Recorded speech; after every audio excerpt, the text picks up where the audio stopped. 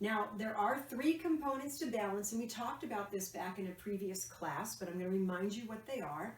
There's vestibular, there's the inner ear. If you have inner ear disturbances, if you have some issues going on with the inner ear, that can be affecting your balance. That's a vestibular issue, okay?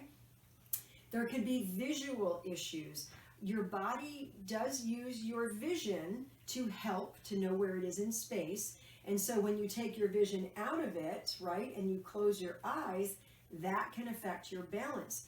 And as you get older, as your vision declines, if it declines as you age, it doesn't with everyone, but it's kind of common that it does. It's not necessarily normal, but it's considered normal because it's common, okay?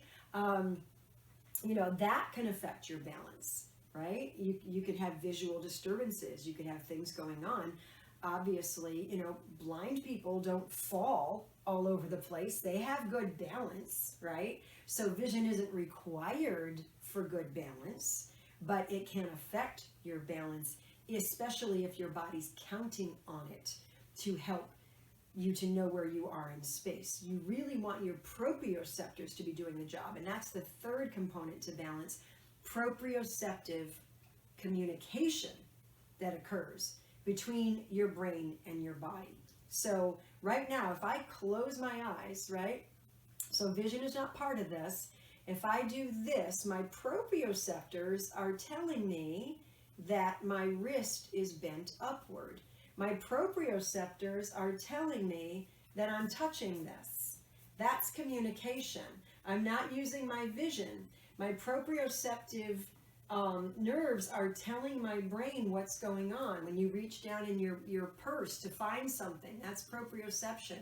So what you want to know is you want the joints, which is where your proprioceptors are concentrated, to be moving, because that's going to improve that communication.